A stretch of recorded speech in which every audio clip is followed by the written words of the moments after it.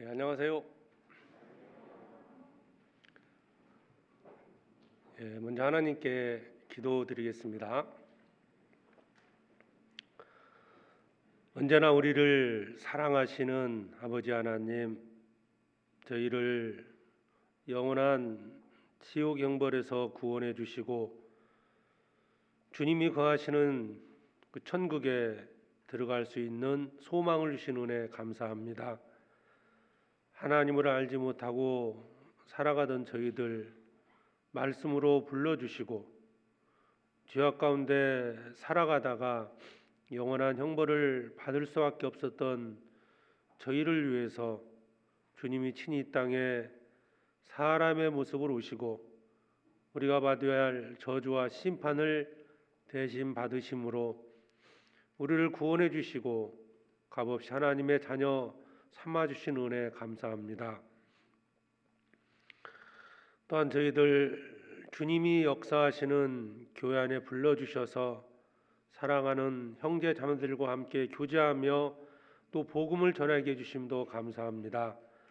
주님 앞에 서는 그날까지 교회 안에서 서로 사랑하며 우리에게 맡겨주신 그 사랑의 복음을 전하게 해주시옵소서.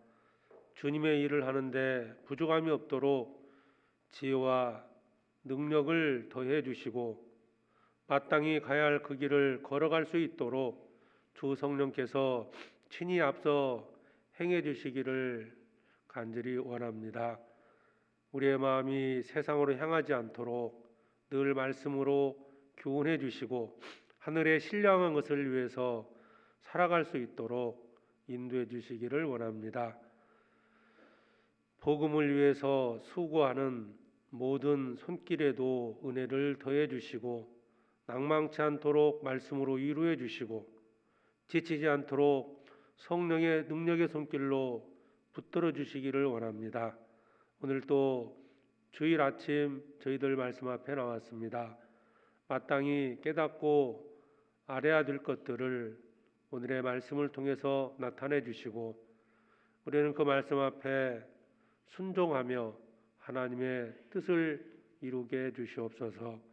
병중에 있는 형제 자매들 주께서 능력의 손길을 더해 주셔서 또 건강 회복시켜 주시고 건강한 모습으로 또 주님을 기쁨으로 섬기게 해주시옵소서.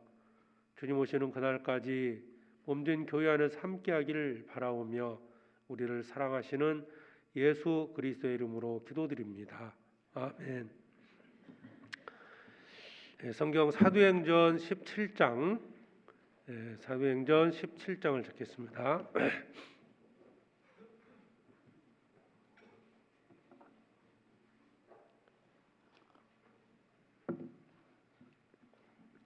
사도행전 17장 16절로 18절까지 말씀입니다.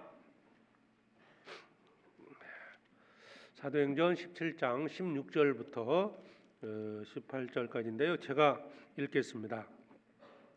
바울이 아덴에서 저희를 기다리다가 온 성에 우상이 가득한 것을 보고 마음에 분하여 회당에서는 유대인과 경건한 사람들과 또 저자에서는 날마다 만나는 사람들과 변론하니 어떤 에비구레오와 스도이고 철학자들도 바울과 쟁론할세 혹은 이르되 이 말장이가 무슨 말을 하고자 하느뇨 하고 혹은 이르되 이방 신들을 전하는 사람인가 보다 하니 이는 바울이 예수와 또 몸의 부활 전함을 이나 미러라. 18절까지 주일 아침마다 저희가 이제 사도행전을 배우고 있는데요. 오늘이 25번째 시간입니다. 지난 시간에는 이 베리아에서 이 전도 상황을 살펴봤는데요. 오늘 이 바울이 이제 베리아에서 전도하다가 그 데살로니가에서 온 그 유대인들이 이 방해 때문에 이 아덴까지 오게 됩니다. 17장 이 내용은요. 아덴에서 전도한 상황이 기록된 말씀인데요. 아덴은 지금의 그리스의 아테네입니다. 아테네에서 이 복음을 전했는데 특히 여기 18절 끝부분에 보면 바울이 예수와 또 몸의 부활 전함을 인함이러라. 자, 성경의 주인공은 예수 그리스도입니다. 사도 바울이 전했던 것은 예수님의 죽으심과 부활하심이에요. 이게 이제 성경의 가장 핵심적인 내용이 되는데, 특히 여기에 몸의 부활 전함을 인함이러라 라는 말씀이 있는데, 세상에는 수많은 철학, 종교 사상들이 있습니다. 공통점은 죽은 사람입니다. 죽어 있다는 거죠. 죽은 사람을 섬기거나 죽은 사람의 어떤 사상, 생각, 그런 것들을 추종하는 겁니다. 그런데 우리가 믿는 바로 하나님, 예수님은 살아계신, 부활하신 예수님입니다. 사도 바울은 그 부활하신 예수님을 직접 목격을 했고, 그리고 그 사실을 전했던 겁니다. 예수와 또 몸의 부활 전함을 인함이러라. 사실 바울은 예수의 부활을 전하는 것 때문에 핍박을 받았고 많은 고난을 받았습니다. 그런데 사도 바울이 그 핍박을 두려워하지 않고 복음을 전할 수 있었던 힘은 예수님이 부활하신 것처럼 자신도 죽어도 살아날 수 있다는 확실한 믿음이 있었기 때문입니다. 죽어도 산다. 우리도 마찬가지죠. 우리도 부활하신 예수님을 그리스도로 나의 구세주로 믿고 구원을 받은 겁니다. 소망이 있잖아요. 죽어도 살고 살아서 나를 믿는 자는 영원히 죽지 아니하리라 라는 예수님의 약속처럼 우리는 영원히 사는 소망이 있고, 이 땅에서 복음을 전하다가 혹 순교를 당한다 하더라도 다시 부활한다는 그 믿음이 있습니다. 그래서 우리는 예수님을 하신 일을 전하는데, 그게 전도인데, 이 복음을 확실히 전하기 위해서는 이게 굴복하지 않고 담대히 전하기 위해서 필요한 게 뭐냐? 자, 예수님이 죽으신 건 우리가 다 믿고 있어요. 내 죄 때문에 죽으셨다. 근데 이보다 또 중요한 게 뭐냐면 주님이 부활하셨다. 그리고 나도 부활한다라는 확실한 이 소망. 이것을 잊어버리면요, 내가 구원받다 할지라도 다시 살아나신 예수님, 나도 다시 부활한다는 그 믿음, 이 믿음을 잊어버리면 이 세상에 굴복할 수 있고 세상 것만을 위해서 살아간다는 겁니다. 그래서 우리 믿음의 가장 핵심이 바로 부활입니다. 부활. 그래서 오늘 이 몸의 부활에 대해서 좀 말씀을 드리도록 하겠습니다. 자, 18절에 어떤 에비구레우와 스도이고 철학자들도 바울과 쟁론할세 혹은 이르되 이 말장이가 무슨 말을 하고자 하느냐 하고 혹은 이르되 이방 신들을 전하는 사람인가 보자 하니 이는 바울이 예수와 또 몸의 부활 전함을 인함이러라. 그러니까 사도 바울이 전했던 가장 핵심적인 내용이 뭘까? 예수님이 하신 일을 전했는데 그 중에 몸의 부활입니다. 물론 이제 몸의 부활을 전하려면 죽으심을 전제로 해서 이 부활했다는 것을 설명해야 되잖아요. 그러니까 예수님의 죽으심과 부활하심을 전했다는 걸 알 수 있습니다. 예수님이 우리 죄 때문에 죽으셨다. 그리고 그 예수님이 살아나셨다. 예수님의 이 부활은 예수님이 하나님이 보내신 그리스도라는 사실을 입증하는 가장 중요한 내용입니다. 예수님이 십자가에 죽으셨는데 부활하지 않았다면 예수님이 하나님의 아들, 하나님이 보내신 그리스도라는 사실을 어떻게 입증하겠습니까? 그래서 사도 바울은 예수 그리스도의 부활하심을 증거했던 겁니다.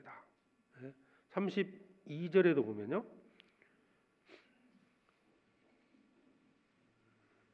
22절을 먼저 보죠. 22절에 바울이 아레보 가운데 서서 말하되 아덴 사람들아 너희를 보니 범사에 종교성이 많도다. 이 아덴에서의 그 아레보하고죠, 이 파르테논 신전 밑에 있는 그 아레보 광장에서 사도 바울이 많은 철학자들 앞에서 하나님의 말씀을 전했어요. 그 핵심이 뭐냐면 바로 예수님의 부활을 전한 겁니다. 32절 보시죠. 32절.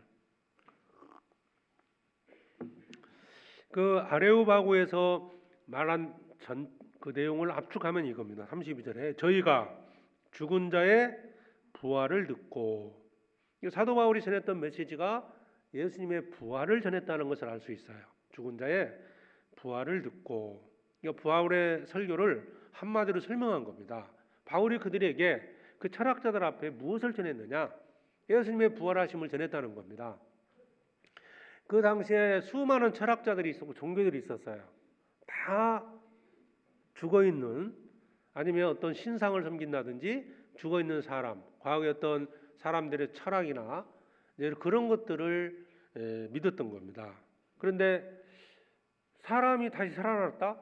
이건 그들에게는 상당히 충격적인 내용이 될 수도 있어요. 그러니까 이제 여기에 대해서 사람들이 받아들이지 않고 희롱도 하고, 그 뒤에 보면요, 32절에 저희가 죽은 자의 부활을 듣고 혹은 기롱도 하고 혹은 이 일에 대하여 내 말을 다시 듣겠다니, 대부분은 조롱했다는 거죠. 야, 어떻게 사람이 다시 살아나냐, 죽었는데 어떻게 부활할 수 있느냐, 이렇게 비난을 했던 겁니다.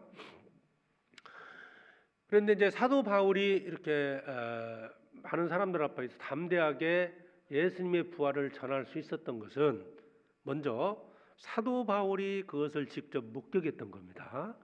직접 봤기 때문에, 부활하신 예수님을 직접 만났기 때문에 바울은 힘있게 전도할 수 있었던 거예요. 우리가 이제 지난번 이 사도행전 9장 내용에 보면 사도 바울이 처음부터 예수님의 부활을 믿었던 게 아닙니다. 예수님을 믿은 게 아니었어요. 예수님은 한마디로 이제 바리새인들과 대제사장들이 생각했던 것처럼 예수님은 신성 모독하는 자다, 스스로 하나님이라고 그랬고 하나님 보내신 자다, 하나님 아들이라고 스스로 주장을 했기 때문에 신성 모독자는 돌로 쳐 죽이는 것이 그 당시에 유대인들의 관례입니다. 그래서 결국 예수님을 이 바리새인들이 십자가에 못 박아 죽였잖아요. 자, 사도 바울도 처음에는 그런 마음이었죠. 사도행전 9장을 찾아보시죠. 사도행전 9장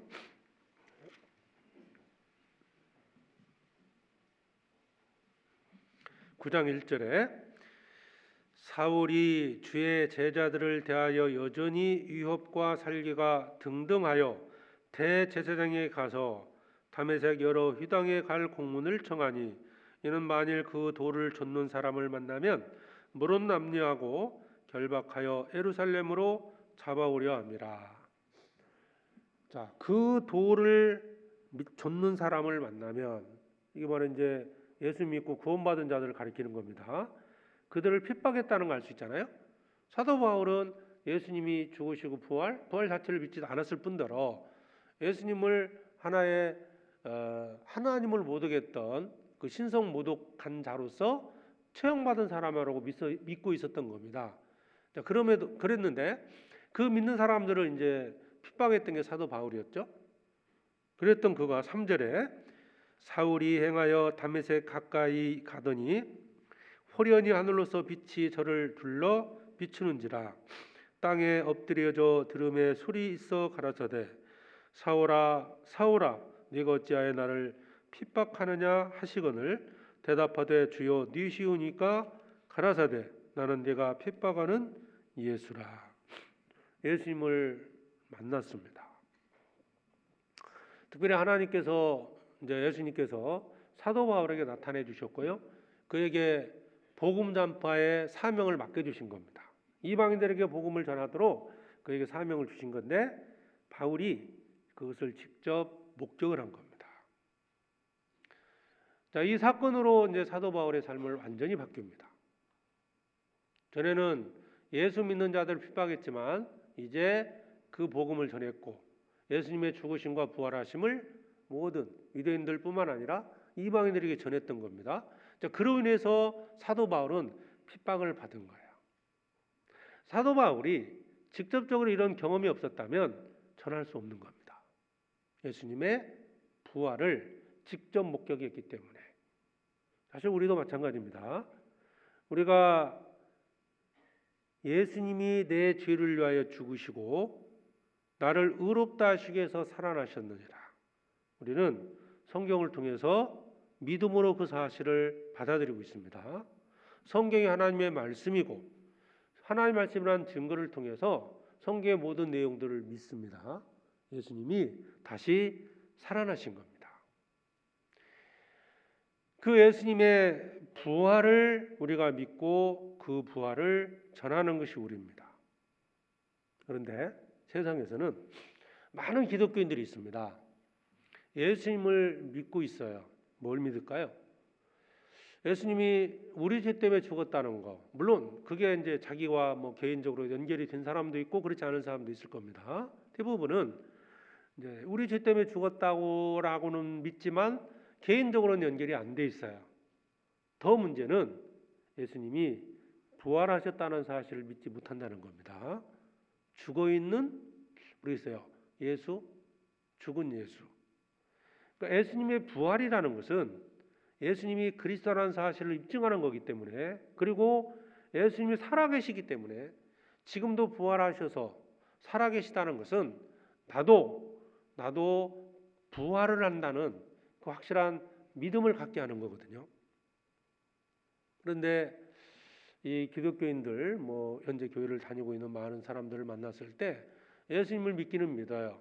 그런데 죽음 이후에 부활에 대한 확실한 소망이 없습니다.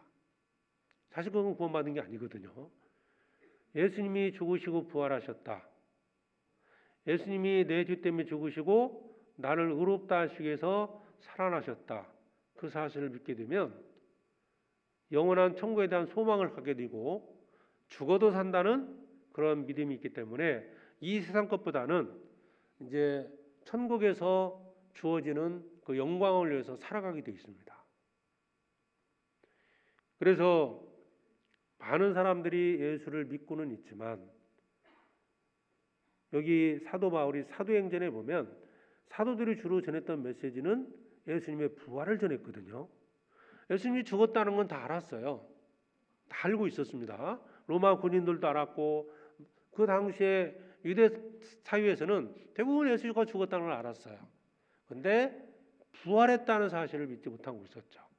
예수님이 부활했다 그 사실을 받아들인다는 것은 구약에 연된 그리스도라는 사실이기 때문에, 그러면 그들이 예수님을 믿고 이제 구원받고 살아갈 수 있는 거거든요. 근데 그들은 그것을 믿지 못했습니다.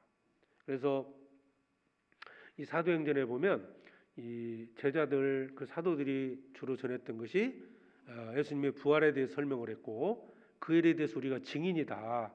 반복적으로 증인이란 말이 나오거든요.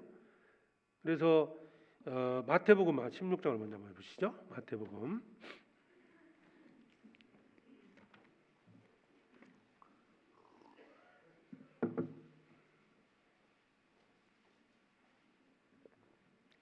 마태복음 16장 13절입니다.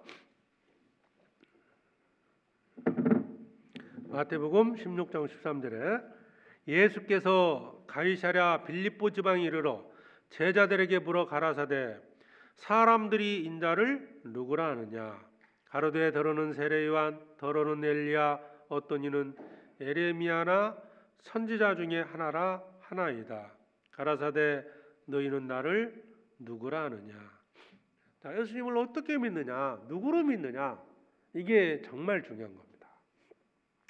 그 당시에 사람들은 예수님을 뭐 선지자 중에 하나다, 뭐 세례 요한이 다시 살아났다, 뭐 이런 어떤 얘기를 했단 말이에요. 여기도 보면 누구냐 했을 때 세례 요한, 더러는 엘리야, 어떤은 에레미야나 선지자 중에 하나다, 이렇게 받아들였던 겁니다. 그런데 너희는 나를 누구라 하느냐, 예수님을 누구로 믿느냐. 그 중에 여기 그 16절에 보면 시몬 베드로가 대답하여 가로되 주는 그리스도시요 살아계신 하나님의 아들이시니이다. 하나님의 아들이어만이 구세주가 될 수 있고 하나님께로부터 와야만이 그리스도가 될 수 있는 겁니다. 그 그리스도라는 사실을 입증하는 가장 확실한 것이 증거가 바로 부활입니다. 다시 살아나는 거예요. 구약에 보면 그 요나서에 보면 그 요나가 니느웨에 가서 타락한 그 도시에 들어가서 말씀을 전했습니다. 40일 후에 이 성이 망할 것이다. 만약 요나가 그냥 가서 전했다면요, 그들은 절대 믿지 않았을 겁니다. 왜? 그냥 사람의 말로 받아들이는 거죠. 그런데 요나가 물고기 뱃속에 있다가 나왔어요. 그 사실을 보고 그 다음에 요나의 말을 믿었던 거거든요. 그걸 예수님도 말씀을 하셨는데, 마태복음 12장을 찾아보시죠. 12장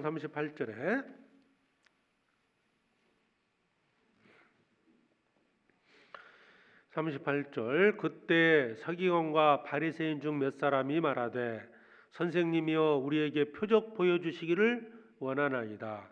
예수께서 대답하여 가라사대 악하고 음란한 세대가 표적을 구하나 선지자 요나의 표적밖에는 보일 표적이 없었느니라. 요나가 밤낮 사흘을 큰 물고기 뱃속에 있었던 것 같이 인자도 밤낮 사흘을 땅속에 있으리라. 심판 때 니느웨 사람들이 일어나 이 세대 사람을 정죄하리니 이는 그들이 요나의 전도를 듣고 회개하였음이니와 요나보다 더 큰 이가 여기 있으며. 여기 이제 요나에 대한 설명을 하신 거예요. 예수님께 그리스도라는 표적을 구했어요. 그리스도. 예수님이 그리스도라는 표적이 뭡니까? 라고 요구를 했을 때, 물론 예수님은 구약의 예언된 대로 오셨어요. 성경을 잘 연구했다면 예수님이 그리스도라는 사실을 믿을 수 있었습니다. 그런데 예수님은 요나의 표적밖에는 보일 표적이 없다라고 말씀을 하셨는데, 이것은 요나가 물고기 뱃속에 들어갔다가 사흘 만에 다시 나온 것처럼 예수님이 죽으시고 부활하실 걸 설명한 거예요. 그러면 그 당시에 요나가 니느웨 성 사람들에게 40일 후에 이 성이 망할 것이다 라고 외쳤을 때, 만약 그런 기적이 없었다면 그 니느웨 성 사람들은 요나의 말을 믿지 않았을 겁니다. 그런데 왜 회개하고 왜 그들이 우상을 버리고 돌이켰느냐? 요나가 물고기 뱃속에서 나왔기 때문이라는 거죠. 마찬가지로 예수님이 죽으시고 부활하셨다라는 것은 곧 예수님이 하나님이 보내신 그리스도라는 사실을 우리한테 증거한다는 거예요. 그러니까 예수님의 하신 말씀을 반드시 받아들이고 회개를 해야 한다는 거예요. 그렇지 않으면 망하는 겁니다. 그래서 이 41절에 심판 때 니느웨 사람들이 일어나 이 세대 사람을 정죄하리니, 그 말은 뭐냐면 니느웨 사람들은 요나의 증거를 듣고도 회개했는데, 요나는 물고기 뱃속에 있다가 나왔습니다. 예수님은 완전히 죽으시고 부활하신 거예요. 그런데 그 예수님이 죽으시고 부활하신 것을 보고도 예수님을 그리스도로 받아들이지 않는다면 이 마지막 심판 때 그들이 니느웨 성 사람들이 너희를 정죄할 것이다. 우리는 물고기 뱃속에 들어가 나왔던 요나라는 선지자의 말을 듣고도 회개했는데 요나보다 더 큰 바로 하나님 보내신 예수 그리스도의 말씀을 듣고 회개치 않는다면 당연히 너희는 심판받는 것이 마땅하다, 그 얘기거든요.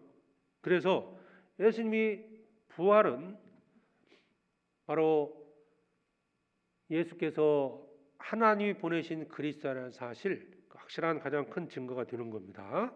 그래서 우리는 성경을 통해서 그 사실을 믿고 있습니다.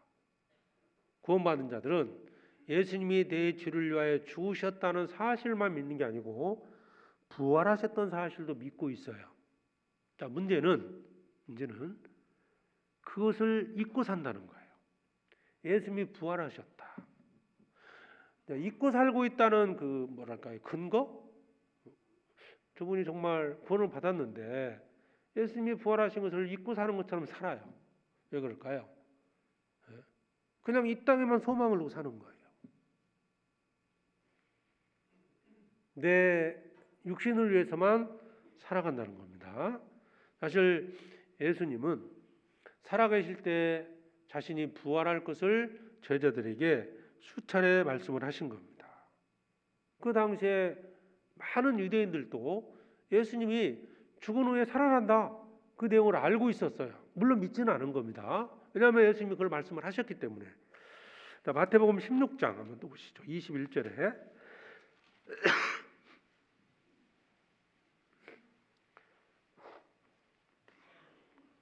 16장 21절에 보면, 이때로부터 예수 그리스도께서 자기가 예루살렘에 올라가 장로들과 대제사장들과 서기관들에게 많은 고난을 받고 죽임을 당하고 제3일에 살아나야 할 것을 제자들에게 비로소 가르치시니. 예수님은 공생의 기간 동안에 반복적으로 말씀을 하신 거예요. 내가 죽고 다시 살아난다. 살아난다. 마태복음 27장, 이거 한 군데 더 보시죠. 27장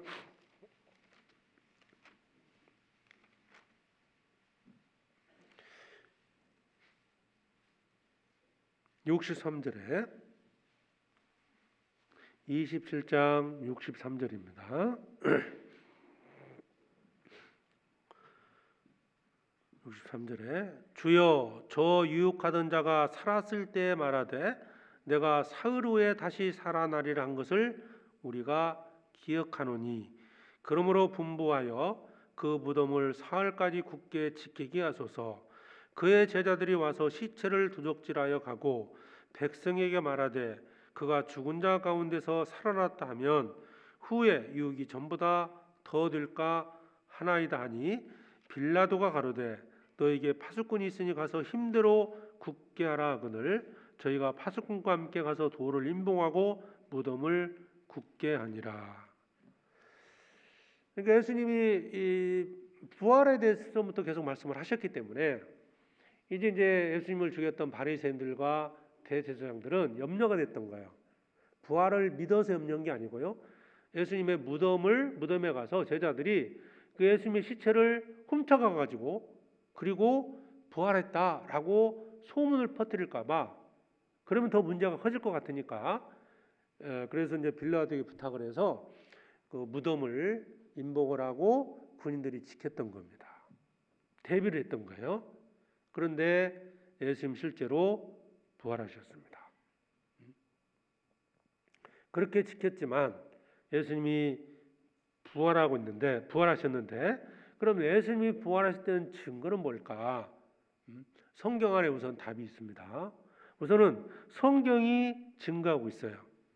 로마 군인들이 지키고 있었지만, 자, 그런데 첫 번째 목격자가 누구냐? 누가복음 24장에 보면은 여인들이었습니다. 여인들.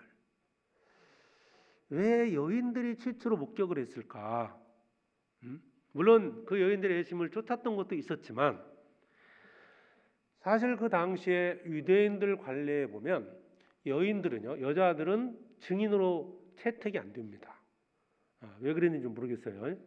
뭐 어쨌든 여자들의 어떤 일이 나와서 법정에서 증인으로는 세우지 않았던 거예요. 그런데 성경에서 예수님의 부활의 첫 번째 증인이 누구냐? 여인들입니다. 만약 이것을 조작이 목적이라면 굳이 여자들을 증인으로 내세울 이유가 없다는 거예요. 그러니까 이제 성경학자들이 예수님의 부활에 대해서 여러 가지 이제 그 증거를 삼는 것 중에 하나가 바로 이 부분도 설명을 하는 거고요. 그리고 제자들이 예수님을 만나고요, 예수가 그리스도라는 사실을 믿게 되었는데, 또 한 가지 중요한 것이 신명기에 보면, 구약에 보면 나무에 달려 죽은 자는 하나님께 저주받은 자다라고 말씀합니다. 그게 법이에요. 그러니까 나무에 달려 죽은 자는 하나님께 가장 저주받은 자라는 거예요. 만약에 예수님이 부활하지 않았다면 그 저주받는 자를 위해서 제자들이 목숨 걸고 살아가지는 않는다는 거예요. 근데 실제로 예수님은 부활하셨고, 마태복음 28장 1절입니다. 28장 1절에 안식일이 다여가고 안식 후 첫날이 되려는 미명에 막달라 마리아와 다른 마리아가 무덤을 보려고 왔더니, 안식 후 첫날, 예수님은 금요일 오전 9시에 십자가에 못 박여 오후 3시에 죽으셨습니다. 그리고 안식일을 지나서 안식 후 첫날 주일 아침에 부활하신 겁니다. 성경은 예수님의 죽으심과 부활하심을 증거하고 있습니다. 기독교는, 우리가 믿는 믿음은 예수님의 죽으심과 부활이 기초가 돼서 세워진 겁니다. 신약에만 예수님의 부활에 대해서 100번 이상 언급하고 있습니다. 부활하셨다는 거예요. 만약 예수님이 부활하지 않았다면 우리의 믿음은 헛것입니다. 예수님이 부활하지 않았다면 예수님이 내 죄를 위하여 죽으셨다, 설령 죽었다 할지라도 그 피는 우리 죄를 사할 수가 없는 거예요. 예수님이 그저 사람이었다면 우리 죄를 위하여 죽으신 것은 아무 의미가 없다는 겁니다. 그래서 이 성경에서 어떤 그 모든 말씀의 그 기초는 바로 예수님의 부활에 초점이 맞춰져 있는 거예요. 물론 부활이 되려면 먼저 죽으시는 게 맞죠? 우리 죄를 위하여 죽으시고 우리를 의롭다 하시기 위해서 살아나셨느니라. 사도행전 1장을 다시 보겠습니다.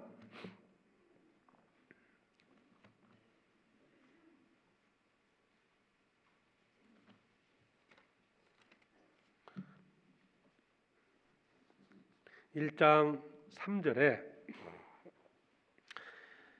해 받으신 후에 또한 저에게 확실한 많은 증거로 친히 사심을 나타내사 40일 동안 저에게 보이시며 하나님 나라의 일을 말씀하시니라. 40일 동안 저에게 보이셨다. 예수님의 부활을 목격한 자들이 함께 모여 있다가 오순절에 성령을 받고 그때부터 교회가 시작이 됐습니다.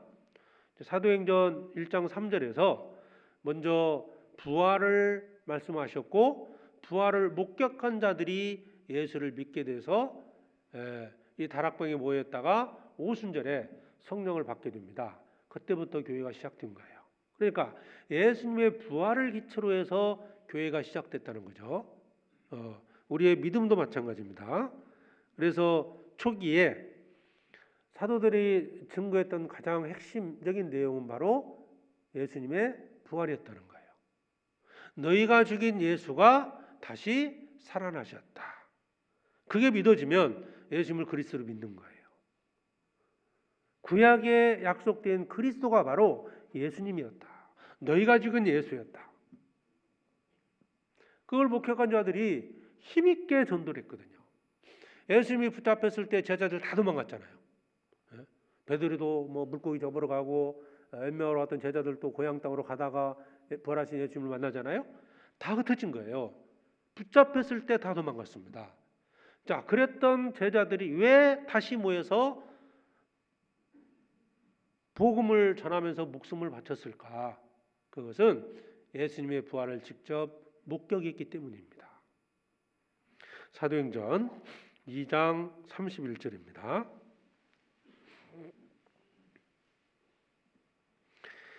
미리 보는 고로 그리스도의 부활하심을 말하되 저가 음부에 버림이 되지 않고 육신이 썩음을 당하지 아니하리라 하더니 이 예수를 하나님이 살리신지라 우리가 다 이 일의 증인이로다.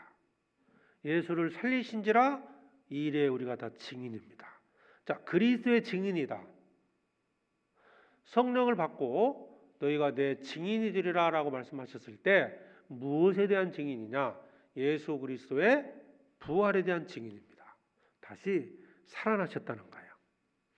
31절 내용은 구약 말씀을 인용한 겁니다. 그러니까 구약에 이미 예언되어 있어요.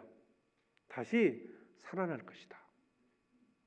그 예언대로 예수님은 부활하신 겁니다. 그래서 이 예수를 누가? 하나님이 살리신지라. 하나님이 살리신 겁니다. 바로 하나님이 보내신 그리스도라는 증거로 살리신 겁니다. 또 3장 14절에 보면 3장 14절입니다. 너희가 거룩하고 의로운 자를 부인하고 도리어 살인한 사람을 놓아주기를 구하여. 여기 보면 이제 예수님하고 살인자 바라바 이 두 사람을 놓고 살인자를 놓아줘라. 마지막 빌라도 재판 때 했던 내용을 설명한 겁니다. 살인한 자를 놓아주기를 구하여 15절 생명의 주를 죽였도다. 그러나 하나님이 죽은 자 가운데서 살리셨으니 우리가 이 일의 증인이로다. 이 일의 증인이다. 사도들이 그 일의 증인이 됐습니다. 우리도 마찬가지입니다. 우리도 부활하신 예수님의 증인으로서 살아가야 돼요. 물론 같은 의미가 될 수도 있어요. 예수님이 나를 위해서 죽으셨다. 내 죄 때문에 죽으셨다. 그게 이제 복음의 내용이죠. 그러나 더 우리가 확실하게 이 사실을 잊지 않고 살아간다면 부활하신 예수님, 물론 예수님이 부활하지 않았다면 그 속죄 자체는 의미가 없는 겁니다. 예수님이 십자가에 죽으시고 부활하셨다는 것, 그 예수님을 하나님이 살리셨습니다. 복음의 핵심적인 내용입니다. 고린도전서 15장입니다.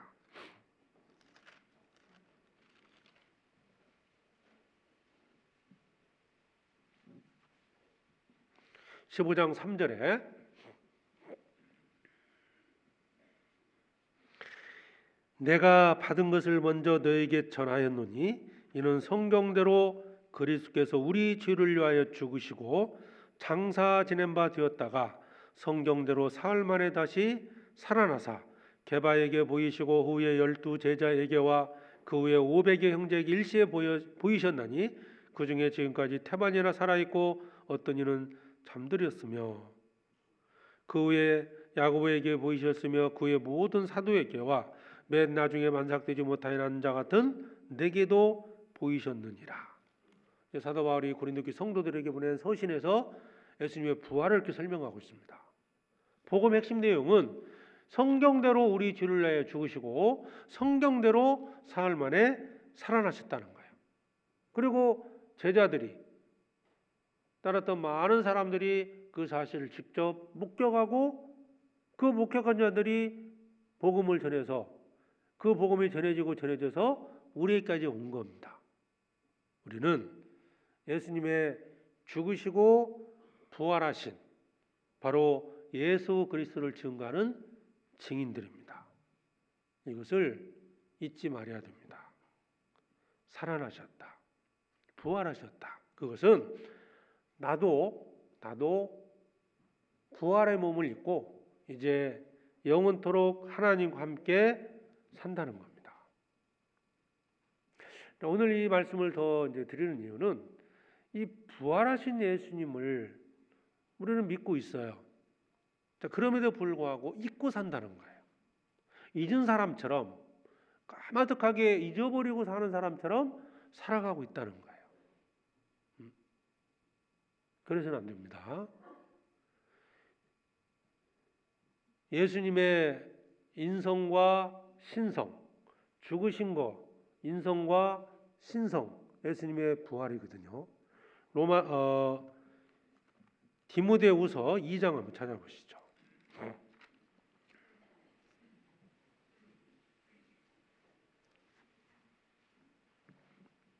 디모데후서 2장 8절에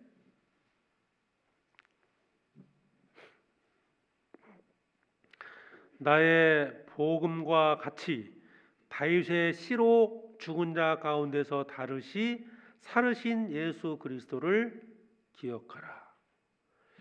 다윗의 씨, 이것은 이제 바로 예수님의 인성을 설명하는 말씀이고요. 그 다음에 죽은 자 가운데서 다시 살으신 예수 그리스도, 이건 신성을 설명하는 말씀입니다. 그것을 기억하라는 거예요. 사도 바울이 디모데에게 이 서신을 주면서 고난 속에서도 예수 그리스도, 다시 살으신 예수 그리스도를 기억한다면 이 고난을 능히 견딜 수 있다는 것을 가르치는 겁니다. 고난을 두려워한다면 생각해 봐야 됩니다. 내가 다시 예수님이 부활하신 것처럼 나도 부활한다는 것을 잊었기 때문일 수도 있다. 고난 앞에, 죽음 앞에 두려움을 갖는 것은 내가 예수님이 살아나신 것처럼 나도 죽어도 살 수 있다는, 다시 살아난다는 그 부활에 대한 소망을 잊어서 그럴 수 있다는 거예요. 그래서 사도 바울은 디모데에게 그것을 기억하라. 부활하신 예수 그리스도를 기억하라. 그러면서 9절에 보면 복음을 인하여 내가 주인같이 매는 데까지 고난을 받았으나, 이제 고난에 대한 설명을 하고 있잖아요. 고난 중에서 이길 수 있는, 그 고난을 극복할 수 있는 힘이 뭐냐? 예수님의 부활입니다. 우리는 그걸 믿고 있어요. 나도 다시 부활의 몸을 입고 천국에서 영원히 산다는 걸 믿고 있어요. 그런데 사는 모습은 그와 같이 살지 못하고 있다는 거예요. 죽으면 끝난다고 생각하는 이방인들과 같은 모습으로 살아간다는 거예요. 이 땅에서 잘 먹고 잘 사는 것이 목적인 것처럼 살아가고 있다는 겁니다. 왜 그럴까? 바로 부활하신 예수 그리스도를 잊고 있다. 나도 예수님이 부활하신 것처럼 나도 다시 부활한다. 죽어도 산다.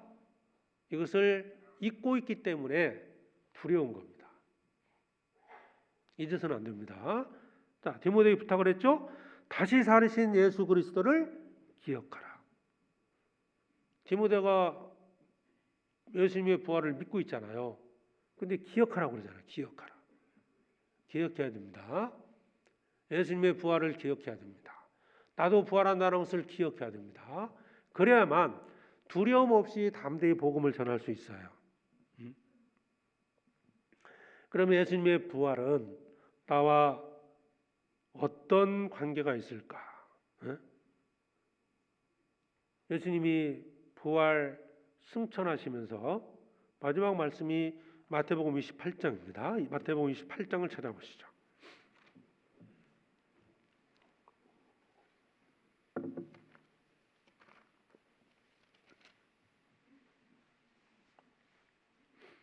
마태복음 28장 20절입니다.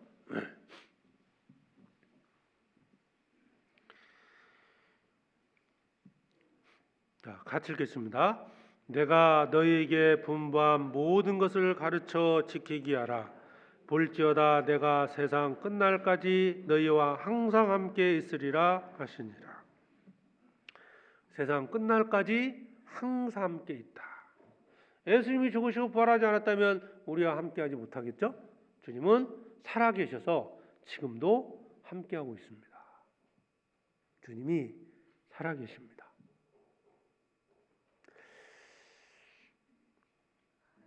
예수님이 죽으신 걸로 끝났다면 내 죄 때문에 죽으셨어요.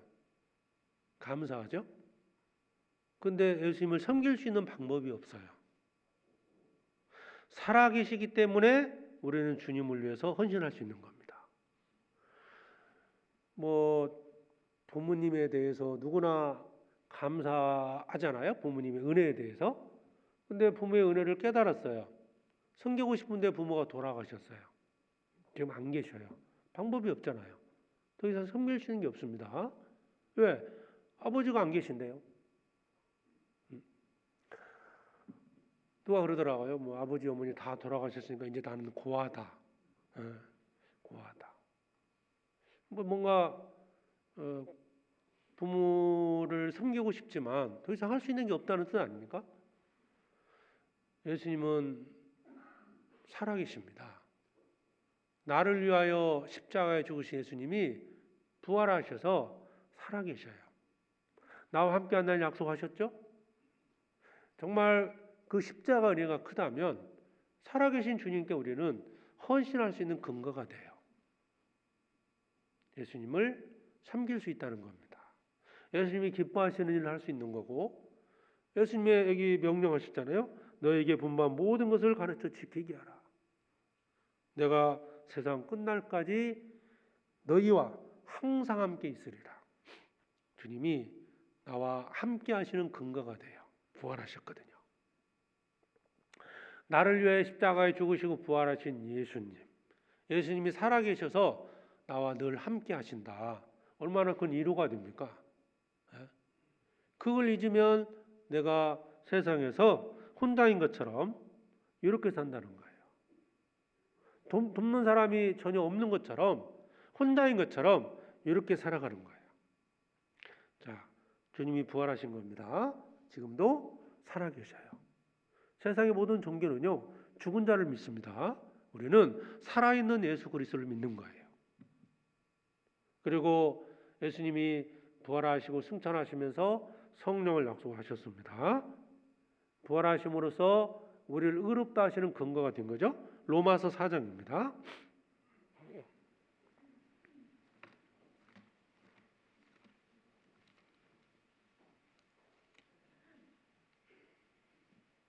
로마서 4장 25절.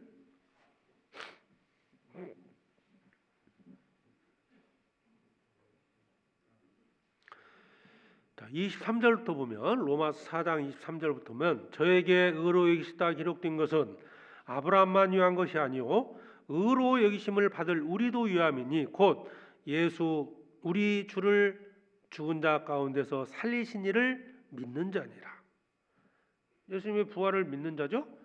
예수는 우리 범죄함을 위하여 내어줌이 되고 또한 우리를 의롭다 하심을 위하여 살아나셨느니라. 우리가 의롭게 되었다는 것에 대한 하나님의 어떤 입증, 증거라는 거죠. 무지선언과 동시에 의로운 일을 한 것으로 봐준다는 뜻이에요. 얼마나 감사합니까? 주님의 부활을 근거로 말씀하신 거예요. 그리고 정말 또 중요한 것은 우리가 영원히 산다는 것에 대한 보증입니다. 고린도전서 15장입니다.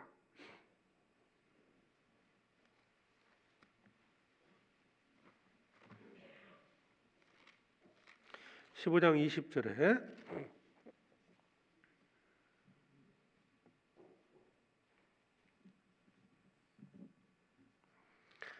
고린도전서 15장 20절에 그러나 이제 그리스도께서 죽은 자 가운데서 다시 살아 잠자는 자들의 첫 열매가 되셨도다.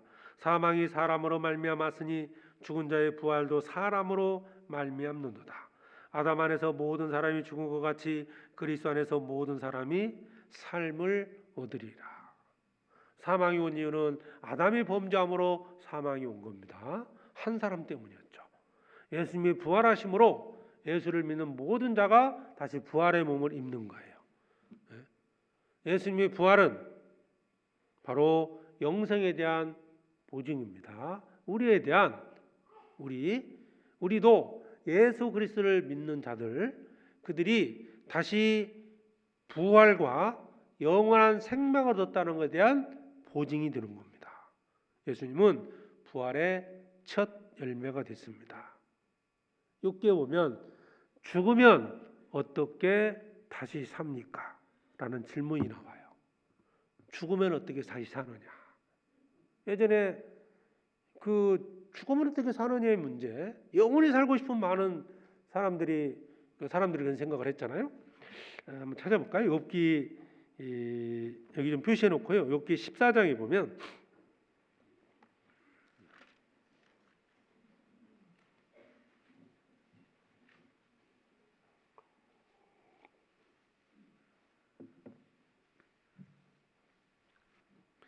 욥기 14장 7절에 나무는 소망이 있나니 찍힐지라도 다시 움이 나서 연한 가지가 끊이지 아니하며 그 뿌리가 땅에서 늙고 줄기가 흘려서 죽을지라도 물 기운에 움이 돋고 가지가 발하여 새로 심은 것과 같거니와. 나무는 소망이 있다는 거예요. 찍혀도요 움이 나서 다시 난다는 거예요. 자, 그런데 14절에 보면 사람이 죽으면 어디 다시 살리까? 사람이 죽으면 어찌 다시 살리이까? 사람이 죽으면 어떻게 살아납니까? 이에 대한 답이 바로 예수 그리스도를 믿는 겁니다. 예수께서 가라사대 나는 부활이요 생명이니 나를 믿는 자는 죽어도 살겠고, 이 질문에 대한 답이잖아요. 예수 그리스도를 믿는 자는 죽어도 살아납니다. 14절에서 사람이 죽으면 어찌 다시 살겠느냐, 이 질문의 답입니다. 바로 예수님이 부활하심으로 우리한테 증거를 보여주셨고, 예수 그리스도를 믿는 자는 예수님이 부활하신 것처럼 우리도 부활한다는 거예요. 다시 고린도전서 15장 다시 보시죠.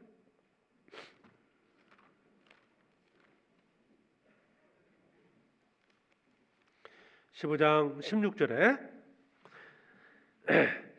만일 죽은 자가 다시 사는 것이 없으면 그리스도도 다시 사신 것이 없을 터이요 그리스도께서 다시 사신 것이 없으면 너의 믿음도 뛰고 너희가 여전히 지옥 가운데 있을 것이요 또한 그리스도 안에서 잠자는 자도 망하였으니 만일 그리스도 안에서 우리의 바라는 것이 다만 이 생뿐이면 모든 사람 가운데 우리가 더욱 불쌍한 자리라.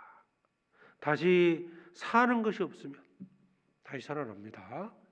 우리는 죽어도 살아납니다. 그리스도의 부활이 없었다면 우리의 믿음은 헛것입니다. 몸이 부활합니다. 죽어도 다시 삽니다.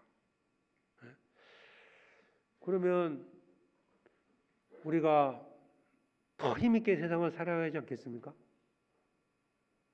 그 부활하신 예수님을 믿고 있어요, 우리가. 그러면 담대히 복음을 전해야 하지 않겠습니까?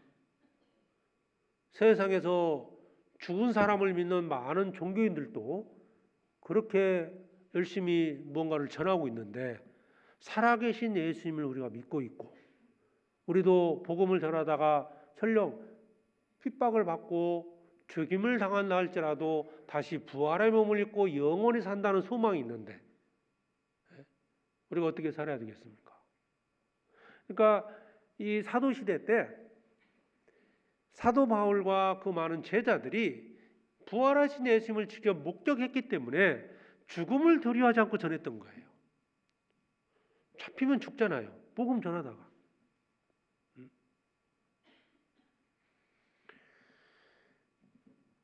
몸의 부활을 믿고 우리는 몸의 부활을 전하는 자들이다. 맞잖아요? 예. 이 사도행전 내용에 그 복음을 전했던 내용, 사도들이 그런 믿음 안에 살았던 겁니다. 몸의 부활을 믿고 몸의 부활을 전하고 있습니다. 몸의 부활을 믿는다면 우리는 부활의 소망을 가진 자답게 또 살아가야 돼요. 그러니까 부활에 대한 소망이 현재의 어떤 삶을, 어떤 고난을 이길 수 있는 힘이 되는 거예요. 담대하게 살아갈 수 있는 힘이 바로 그겁니다. 우리가 막 그냥 자기 의지로 하는 게 아닙니다. 그래서 히브리서 11장을 찾아보시죠. 히브리서 11장.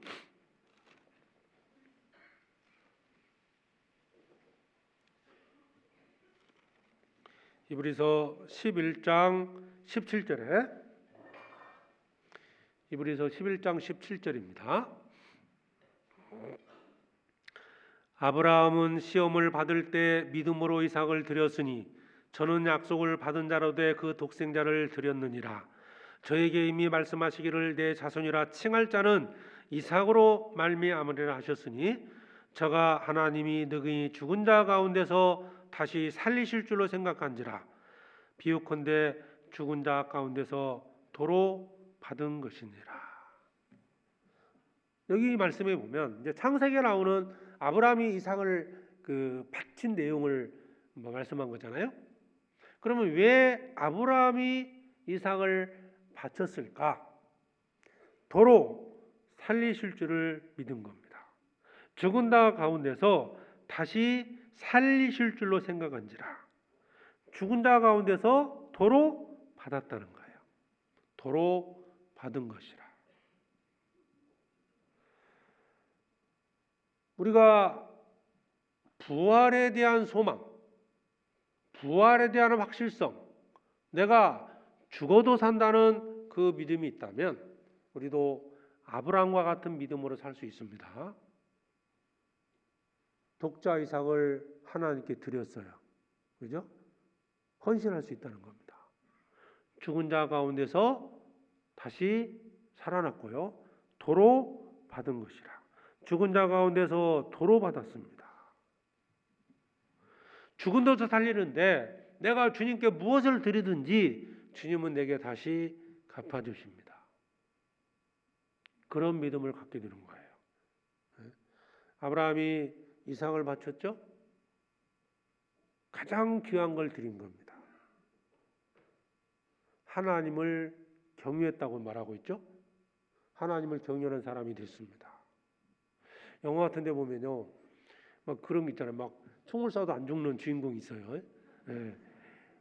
뭐가 겁나겠어요? 그러면 총을 100발 맞아도 안 죽어. 겁나겠어요? 예?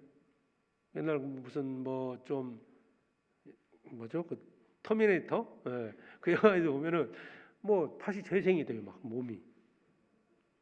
겁나겠어요?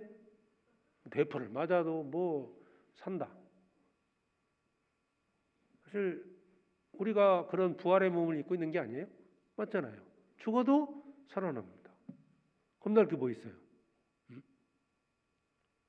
그래서 부활에 대한 소망을 가진 자는, 몸의 부활, 그 몸에 부활한다는 소망을 가진 자는 아브라함과 같은 믿음으로 살아갈 수 있습니다. 도로받고 귀한 걸 드릴 수 있고 다시 하나님은 주신다니까요. 너희는 먼저 그의 나라와 그를 구하라. 그리하면 모든 것을 너에게 더하시리라. 기꺼이 헌신할 수 있습니다.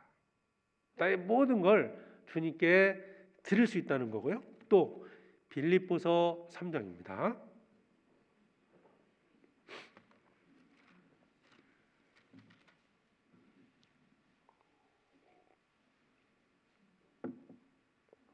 (10절에) 빌립보서 3장 10절 내가 그리스도와 그 부활의 권능과 그 고난의 참여함을 알려하여 그의 죽으심을 본받아 어찌하든지 죽은 자 가운데서 부활에 이르려 하노니. 바울은 예수님의 죽으심을 본받고자 했죠? 그렇죠? 그 죽으심을 본받아 그랬어요. 부활을 하려면 반드시 뭐가 먼저 이루어져야 돼요? 죽어야 돼요. 맞죠? 부활을 하려면 죽지 않고 부활할 수는 없잖아요. 그러니까 부활하기 위해서는 반드시 죽어야 되는 겁니다. 그러니까 사도 바울이 여기서 이제 말씀하고 있는 요지가 이겁니다. 내가 그리스도와 함께 그 부활의 권능과 그 고난의 참여함을 알려하여 그 죽으심을 본받았다. 즉 사도 바울은 이 고난 중에서 위로받고 고난 중에서 하나님의 어떤 도우심을 얻기 위해서는, 그러니까 하나님의 도우심, 어떤 위로, 이것을 받기 위해서는 반드시 뭐가 필요한 겁니까? 고난이 필요한 거예요. 그러니까 그 고난 자체를 두려워하지 않았다는 거예요. 예수님이 죽으시고 부활하신 것처럼, 그러니까 그 죽으심을 본받았다는 것은 그 고난을 본받겠다는 거고, 예수님이 십자가에 죽으시고 부활하신 것처럼 그 사도 바울이 고난 가운데 산다 할지라도 하나님께서 지켜주시고 위로하신다, 그걸 얘기하는 겁니다. 그래서 사도 바울은 모든 것들을 배설물로 여기고 그 고난에 동참을 한 겁니다. 그래서 죽어야 부활할 수 있기 때문에 부활이 소망 있는 자는 고난을 두려워하지 않습니다. 두려울 이유가 없는 거예요. 매일매일 부활을 경험하고 싶다? 그렇다면 매일매일 고난 가운데 들어가면 돼요. 고난 중에서 하나님이 위로해 주시는 위로가 있다는 겁니다. 그런데 고난을 두려워한다는 것은 고난 자체를 두려워해서 그 두려워해서 어떤 일을 못한다는 얘기는 주님이 함께 하시고 예수님이 부활하신 것처럼 그 부활에 대한 소망을 잊었기 때문이다. 그 얘기죠. 이삭을 아브라함이 바쳤잖아요. 도로 죽은 자 가운데서 살리실 줄 믿었기 때문에 기꺼이 드릴 수 있었던 거예요. 위로받는 거. 주님이 함께 해주시고 주님이 나를 지켜주시고 이 고난 가운데 나를 등이 건진다는 걸 믿는다면 어떤 고난이 와도 그 고난에 뛰어들 수 있다는 거예요. 그래서 사도 바울은 그런 믿음 안에서 살았다는 겁니다. 그래서 눈에 보이는 것을, 육신적인 것들을 다 배설물로 여기고 고난 속에 들어갔다. 11절에 어찌하든지 죽은 자 가운데서 부활에 이르려 하노니. 그래서 바울은 자신의 어떤 믿음을 지금 설명하는 거잖아요. 내가 어떤 삶을 지금 살고 있다. 그 삶의 근거를 설명해 주는 겁니다. 예수님의 죽으심을 본받아 죽으셨기 때문에 부활한 것처럼 자신도 그 고난을 두려워하지 않는 것은 주님이 나를 다시 건져준다는 그런 믿음, 그런 확실한 소망이 있기 때문인 겁니다. 고린도전서 15장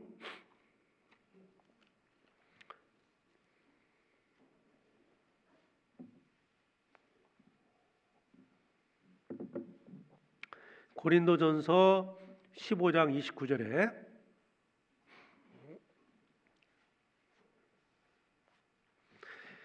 만일 죽은 자들이 도무지 다시 살지 못하면 죽은 자들을 위하여 세례받는 자들이 무엇을 하겠느냐?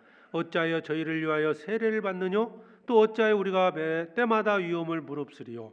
형제들아, 내가 그리스도 예수 우리 주 안에서 가진 바 너희에게 대한 나의 자랑을 두고 단언하노니 나는 날마다 죽노라. 부활이 없다면 죽음을 감수하고 고난 속에 들어갈 이유가 없다는 거예요. 주님이 이 고린도서 15장은 이제 부활장이잖아요. 왜 부활장을 이제 여기 부활에 대한 설명을 하시면서 이 고난에 대한 얘기를 하셨을까? 죽어도 결국 이제 우리에게 가장 큰 그 위험이라는 것이, 두려움이라는 게 죽음이잖아요. 죽음. 예. 가장 무서운 사람이 나 죽여오고 달라드는 사람이 가장 무섭다고 그러잖아요. 어떤 죽기를 막 무릅쓰고 뭐 하면요, 뭐 방법이 없다고 그러잖아요. 가장 큰 어려움이 이제 그 고난 중에서 가장 큰 게 이제 죽음인데, 죽어도 다시 살아난다. 그러면 뭐 고난이 두렵겠습니까? 어떠세요? 사도 바울은 부활하신 예수님을 직접 목격했습니다. 우리도 성경을 통해서 부활하신 예수님을 본 겁니다. 그리고 실제로 목격했던 사도들과 많은 제자들이 정말 목숨 걸고 복음을 전했던 것을 우리는 성경을 통해서 보고 있습니다. 그렇다면 우리도 그렇게 살아가야지 않겠습니까? 다시 살지 못한다면 죽음이 두렵겠죠. 그렇죠? 이방인들 거기에 대한 소망이 있기 때문에 두려운 거예요. 눈에 보이는 거 그것만을 위해서 살아간다는 겁니다. 만약에요, 몸의 부활을 잊고 살면 지금 내가 가지고 현재 이 몸을 위해 살아갈 거예요. 네? 여러분, 우리의 몸의 부활은 반드시 있습니다. 내가 복음을 위해서 아니면 주를 위해서 고난받다가 순교한다 할지라도 우리 몸은 주님과 같은 모습으로 변화가 돼서 천국에서 영원히 사는 겁니다. 그런데 이것을 잊기 때문에 지금 가지고 있는 이 몸을 위해서 살아간다는 거예요. 이 몸만을 위해서. 더 건강해지기를 바라고, 더 부해지기를 바라고, 이것만을 위해 산다는 겁니다. 물론 건강관리도 해야 되고, 맞습니다. 해야 됩니다. 그런데 그것이 목적이 되어버린다. 왜 그럴까요? 주님을 위해서 무언가를 해야 되지만 몸이 안 따른다는 거예요. 뭐 그럴 수도 있습니다. 관리를 해야 됩니다. 건강을 위해서 건강해야 주님도 섬긴다. 건강해야 주님도 섬긴다. 맞아요? 맞습니다. 그런데 목적이 뭐냐 이거예요. 정말 주님을 섬기기 위해서 건강을 하는 거냐? 건강이 더 중요하다고 생각하는 거냐? 어떤 분은 그런 질문돼요. 돈이 있어야 신앙생활도 합니다. 그러더라고요. 돈 받으라고 한 것도 없는데. 그러면 주님을 섬기는 것이 목적입니까? 돈을 버는 것이 목적입니까? 본인이 알 겁니다. 돈을 더 중요시 여기면 그런 생각할 수도 있어요. 주님을 섬기는 것이 목적이 되어야 됩니다. 구원해 주신 하나님을 섬기는 것이 목적이 되어야 돼요. 그러면 돈이 없어도 주님을 섬길 수 있고 병약해도 주님을 섬길 수 있다는 거예요. 가난해도 주님을 섬길 수 있고 병상에서도 주님을 기쁘시게 할 수 있습니다. 그렇기 때문에 그 목적이 뭐냐? 내가 지금 말하는 것에 가장 중요시 여기는 것이 어떤 것이냐? 본인이 알아요. 네? 건강해야 주님도 섬깁니다. 그러면서 돈인도 있어야 뭐 헌금도 하고 복음을 전할 수 있습니다. 그러면서 돈 버는 일에만 치중하고 있고 자기의 몸 관리만을 위해서 치중하고 있다면 그게 정말 하나님 앞에 정직한 모습이겠냐? 그렇지 않습니다. 하나님은 어떤 형편에 있든지 그 안에서 주님의 뜻을 이루기를 원하고 계십니다. 가난해서 주님을 섬기지 못하는 게 아닙니다. 내가 병약하기 때문에 주님을 기쁘게 하지 못하는 게 아니에요. 우리는 부활에 대한 소망을 가진 자입니다. 그렇다면 다시 죽어도 다시 살아나서 영원토록 주님과 함께 산다는 그런 확실한 소망을 가지고 있다면, 그것을 잊지 않고 있다면 지금 현재 처해있는 환경, 그 상황에서 하나님을 섬기게 됩니다.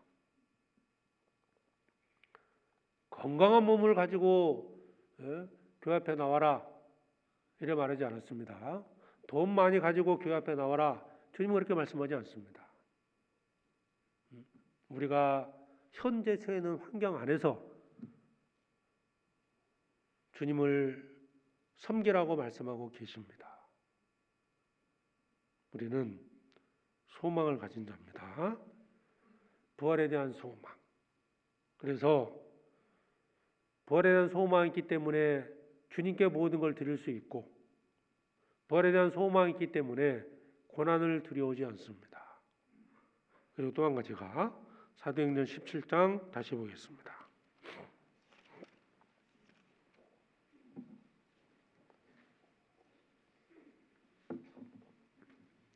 16절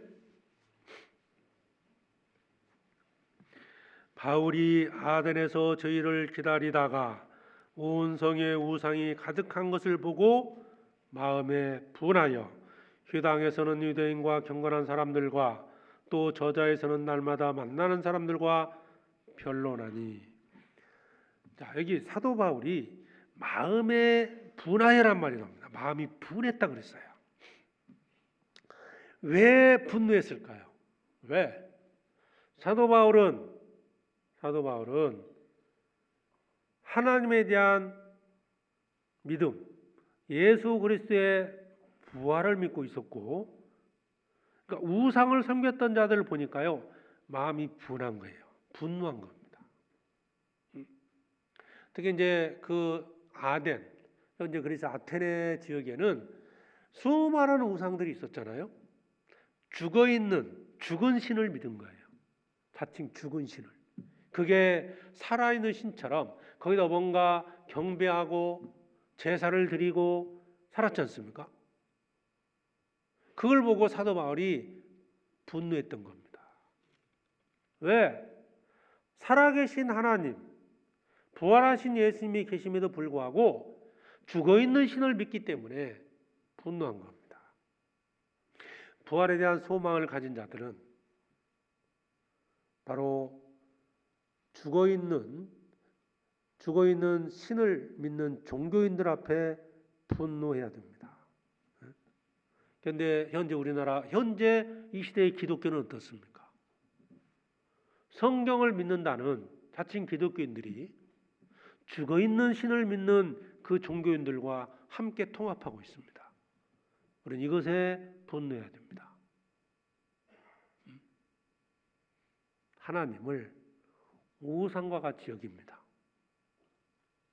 통합을 하잖아요. 종교 통합을 만들려고 하지 않습니까? 무엇을 믿든 가는 길은 같다. 가는 길은 달라도 가는 곳은 같다. 네. 그러니까 어떤 종교를 가졌든 가는 곳은 같아요.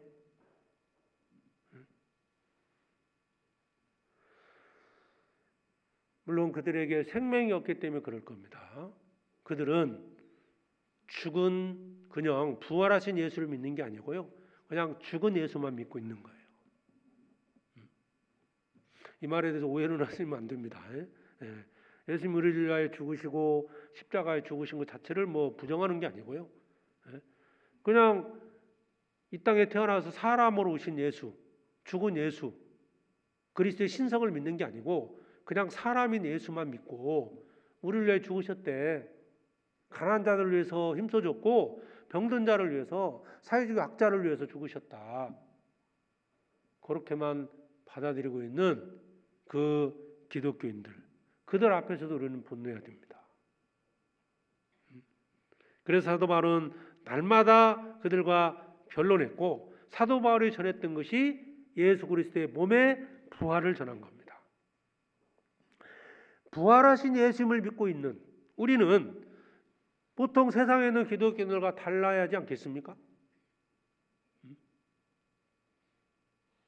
그들과 세상 사람들과 똑같은 모습으로 살아간다면 내가 몸의 부활을 믿고 몸의 부활을 전하는 자라고 말할 수 있겠어요? 우리는 몸의 부활을 믿기 때문에 몸의 부활을 전해야 됩니다. 예수님이 여기 보시면 17절에 회당에서는 유대인과 경건한 사람들과 또 저자에서는 날마다 만나는 사람들과 변론했어요. 무엇에 대한 변론을 했느냐? 18절 마지막 부분에 이는 바울이 예수와 또 몸의 부활 전함을 인함이라라. 너희는 다 죽어있는 신을 믿는 거다. 지금 예수 그리스도는 부활하셨다. 그 하나님이 모든 만물을 창조하셨다. 23절 보시죠. 23절에 내가 두루 다니며 너희 유하는 것들을 보다가 알지 못하는 신에게라고 새긴 단도 보았으니 그런즉 너희가 알지 못하고 유하는 그것을 내가 너희에게 알게 하리라. 알지 못하는 신도 생겼다는 거예요. 죽어있는 신을 생겼다는 거죠. 24절 우주와 그 가운데 있는 만유를 지으신 신께서는 천지의 주제시니 손으로 지은 전에 계시지 아니하시고 우주와 그 가운데 만유를 지으신 창조주 하나님을 전한 겁니다. 25절에 또 무엇이 부족한 것처럼 사람의 손으로 섬김을 받으시는 것이 아니니 이는 만민에게 생명과 옷과 만물을 친히 주시는 자이십니다.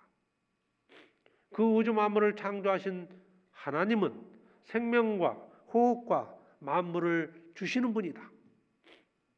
우리에게 뭘 원하는 분이 아니다.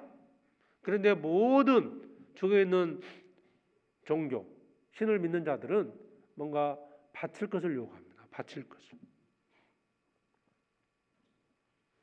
26절 인류의 모든 족속을 한 혈통으로 만드사 온 땅에 거하게 하시고 저희 연대를 정하시며 거저 경계를 하나셨으니 그리고 하나님은 모든 사람을 만드셨다는 겁니다.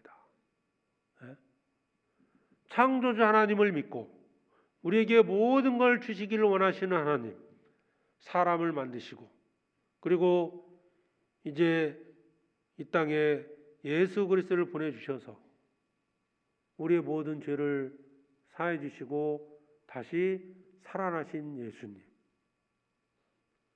31절입니다. 이는 정하신 사람으로 하여금 천하를 공의로 심판할 날을 작정하시고 이에 저를 죽은 자 가운데서 다시 살리신 것으로 모든 사람에게 믿을 만한 증거를 주셨습니다. 예수님이 예수 그리스도를 다시 살리신 것으로 모든 사람에게 믿을 만한 증거를 주셨다는 겁니다. 바로 몸의 부활, 죽은 자 가운데서 죽은 자의 부활을 그들에게 전했던 겁니다. 그러니까 우리도 이제 전도 핵심이 무엇인지를 정확히 알아야 돼요. 전도. 우리가 전해야 할 내용이 뭐냐? 무엇을 전해야 되느냐? 세상에 있는 종교처럼, 세상에 있는 종교 중에 하나처럼 전해서는 안 됩니다. 그러려면 먼저 우리가 부활하신 예수님을 믿는 자처럼 살아가야 한다는 거예요. 하늘에 소망을 둔 자처럼 살아가야 됩니다. 가정에서 세상 사람과 똑같은 모습으로 살면서 단순히 교회를 다닌다, 그런 모습으로만 전해서는 전도하기 어렵습니다. 세상에 많은 종교 중에 하나로 생각을 해요, 가족이. 그러면 받아들이겠습니까? 우선은 우리가 삶이 다시 죽어도 부활한다는 그런 믿음 안에서 살아가야 됩니다. 그래야 그 몸의 부활을 전했을 때, 예수 그리스도의 죽으심과 부활을 전했을 때 받아들일 수 있는 겁니다. 32절, 저희가 죽은 자의 부활을 듣고, 죽은 자의 부활, 사도 바울이 전했던 메시지 바로 죽은 자의 부활입니다. 몸의 부활을 전했습니다. 예수님의 죽으심과 부활을 전했고, 나도 죽어도 다시 산다는 그것을 전했던 겁니다. 자, 그런데 여기에 보면 세 가지 반응이 있어요. 우리도 복음을 전했을 때 세 가지 반응이 있다는 걸 알 수 있습니다. 32절에 저희가 죽은 자의 부활을 듣고 혹은 기롱도하고 혹은 일에 대하여 내 말을 다시 듣겠다 하니, 34절 몇 사람이 그를 친하여 믿으니, 세 부류죠. 기롱하는 자가 있습니다. 즉시 비웃는 자들이 있고요. 또 한 부류는 미루는 자가 있습니다. 결단을 미루죠. 내 말을 다시 듣겠다 하는 자가 있고요. 34절에 있는 것처럼 그를 친하여 믿으니, 믿는 자가 있습니다. 그런 소수라는 겁니다. 그러니까 복음을 전하는 곳에는 항상 이 세 부류의 사람이 있다는 걸 아셔야 돼요. 전했는데 왜 안 믿을까? 믿으면 좋죠. 근데 여기 보면 믿는 자가 정말 소수였다는 거예요. 첫 번째 나오는 게 누구죠? 기롱도하고 즉시 비웃는 자입니다. 우리의 말을 죽은 자가 살아난다고? 도무지 이해가 안 되는 말이겠죠. 그러나 그것은 사실이고, 어쨌든 우리는 이걸 전해야 됩니다. 창세기에 보면 그 롯이 사위들에게 그 소돔성이 멸망한다고 했을 때 사위들이 농담으로 여겼다라고 그랬죠? 농담으로 여기는 자들이 있어요. 기롱하는 자가 있습니다. 실망하지 말고 우리는 전해야 됩니다. 또 32절에 보면 내 말을 다시 듣겠다. 자, 결단하지 못하고 미루는 자들도 있습니다. 미루어요, 자꾸. 사실 우리 지금 여기 계신 우리 가운데 그러는 분도 있을 수 있습니다. 미루는 자가 있다. 근데 한 가지 아셔야 할 게 있어요. 그런 기회가 다시 오지 않을 수도 있습니다. 내 마음대로 믿고 싶다고 믿어지는 건 아니에요. 성령의 도우심이 없이는 믿을 수 없습니다. 그래서 기회가 주어질 때 받아들여야 됩니다. 결단을 해야 돼요. 내가 여러 가지 사정 때문에 나중에 믿겠다. 뭐 자녀들 다 키우고 믿겠다. 내가 돈 좀 벌고 믿겠다. 이런 분들도 있거든요. 하나님께서 기회를 주실 때 붙잡아야 돼요. 결단을 해야 됩니다. 이 세 부류 중에 가장 문제가 되는 사람이 누구냐? 미루는 사람이에요. 기롱하는 사람은, 조롱하는 사람은 아직 모르기 때문에 그러는 거예요. 다시 전하면 되거든요. 포기해서는 안 됩니다. 모르기 때문에. 야, 몸이 부활한다고? 아니, 이 세상을 만드신 하나님이 계시면 사람 몸이 부활하는 거 그 일도 아니잖아요. 생명을 주신 분인데. 그러니까 하나님이 안 믿어지기 때문에 그게 조롱거리가 되는 거죠. 이상하게 들리겠죠? 그들에게는 다시 설명하면 돼요. 가르쳐주면 됩니다. 근데 여기서 가장 문제가 되는 게 내 말을 다시 듣겠다. 결단하지 못하고요. 맞는 것 같은데 어떤 이유 때문에 미루는 자가 있어요. 이게 가장 위험한 상태입니다. 자기는 안다고 생각하거든요. 우리 중에도 여기 앉아 계신 분 중에도 혹 그런 분 있다면 결단하셔야 돼요. 생각해 보셔요. 죽은 자의 부활이 있느냐 없느냐. 창조자 하나님 정말 존재하느냐 그렇지 않느냐. 결단하셔야 돼요. 죽음은 끝나냐. 죽음의 세상이 있느냐. 무엇이 옳으냐 결단하셔야 돼요. 하나님의 말씀을 들을 수 있는 기회를 주셨고 믿을 수 있는 기회를 주셨습니다. 요나 선지자의 말을 듣고도 니느웨 성 사람들이 다 회개했다고 되어 있습니다. 물고기 뱃속에서 나와서 하나님의 말씀을 선포했을 때 그 성 사람들이 다 회개했어요. 예수님은 십자가에 죽으시고 부활하심으로 우리에게 증거를 주신 겁니다. 그래서 결단을 미루지 마시고 이제 받아들이시고 꼭 구원받으셔야 돼요. 그래야 부활의 몸을 입고 영생의 영원한 천국에서 영원히 사는 겁니다. 그리고 34절에 몇 사람이 그를 친하여 믿으니. 자, 여기 몇 사람이 나오죠. 몇 사람. 많은 사람이에요, 몇 사람이에요? 수세 사람이에요. 우리가 지표를 해보면 정말 많은 사람들이라서 말씀을 들어요. 그런데 구원받은 사람은 소수라는 겁니다. 그런데 그렇다 할지라도 구원받은 자가 하나든 둘이든 소수든 간에 우리는 부활하신 예수님을 전해야 됩니다. 성경대로 전해야 돼요. 상대방이 이상하게 생각해요? 그건 중요한 게 아니에요. 우리는 사실대로 전해야 됩니다. 예수님의 부활을 전해야 됩니다. 다시 살아난다. 종교처럼 전하지 마시라는 거예요. 세상에 있는 종교처럼 전하지 마시고 다시 살아나신 예수님, 나도 다시 살아나서 영원토록 산다는 그 부활의 예수 그리스도, 부활에 대한 소망을 우리는 전해야 됩니다. 주님은 한 영혼이라도 구원받는 것을 기뻐하십니다. 죄인 하나가 회개하면 하늘에서는 회개할 것 없는 의인 99을 인하여 기뻐하는 것보다 더하리라. 99명보다 회개할 것 없는 구원받은 자들 99명보다 한 사람이 회개해서 구원받는 것을 하나님이 기뻐하십니다. 그래서 우리는 전해야 됩니다.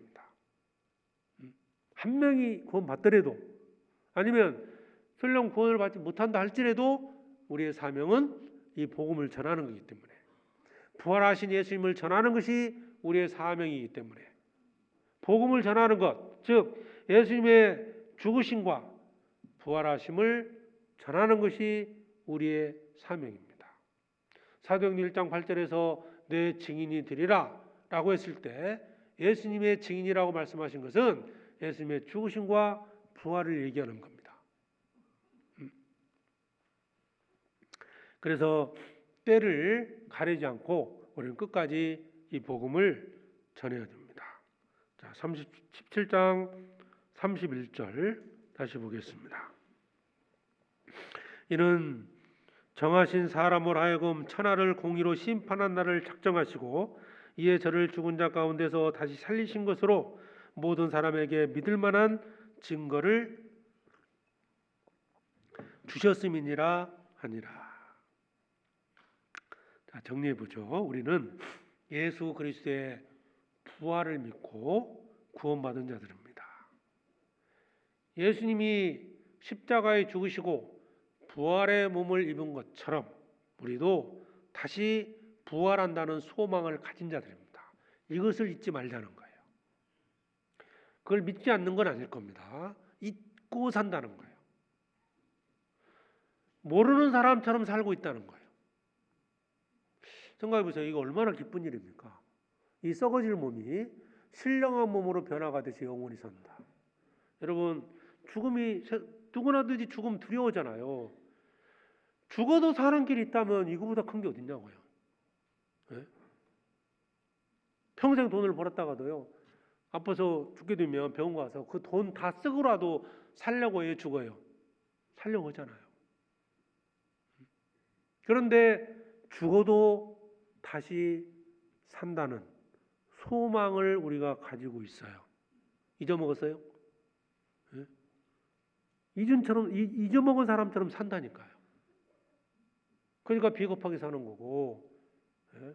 그러니까 내 몸을 위해서는 그 많은 것들을 막 투자하면서 주를 위해서는 살아가지 못한다는 거예요. 나를 위해서는 많은 시간을 투자하면서 교회와 복음을 위해서는 투자하지 않는 겁니다. 지금 우리는 예수 그리스도 안에서 죽어도 사는 길을, 그 축복을 얻은 거예요. 이보다 더 큰 축복이 어디 있습니까? 영원히 사는데, 그것도 신령한 몸을 입고. 그래서 사도 바울과 그 많은 사도들이 죽음을 불사하고 힘있게 복음을 전했던 가장 중요한 이유가 바로 자신도 부활한다는 소망을 가졌기 때문입니다.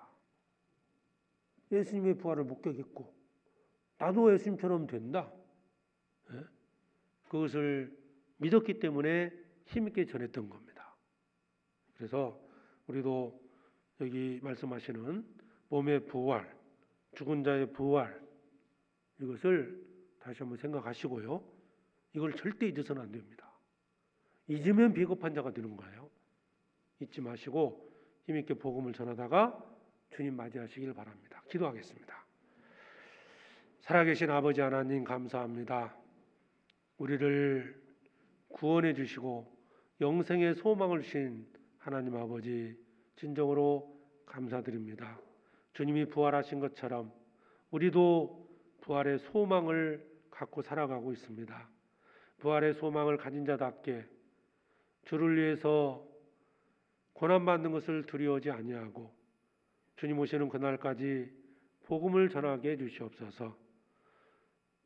사랑의 복음을 전하게 해주시고 죽었다가 살아나신 예수님을 전하게 해주시고 죽어서도 영원히 산다는 그 부활의 소망을 전하게 해주시옵소서. 어떤 고난 앞에서도 두려워하지 아니하고 사랑의 복음을, 그 부활의 소망을 전해서 구원받지 못한 자들 같은 소망을 갖게 해주시옵소서. 우리에게 주어진 시간이 얼마인지 알지 못하지만 주님 만나는 그날까지 몸된 교회 안에서 복음을 전하다가 주님을 만나게 해주시옵소서. 세상 헛된 것에 마음 빼앗기지 아니하고 고난 앞에서 비겁하지 아니하고 오직 담대하게 주님의 사랑을 증거하고 주님의 살아계심을 증거케 해주시옵소서. 또 내일부터 시작되는 3교구 집회도 함께해 주시고 말씀을 전하시는 전도사님에게도 또 지혜와 능력 더해 주셔서 담대히 말씀을 전하게 해주시고 말씀을 듣기로 예비된 그 모든 영혼들 주님 앞에 나와서 모두가 구원받고 소망을 갖게 해주시옵소서. 우리를 사랑하시는 예수 그리스도의 이름으로 기도드립니다. 아멘.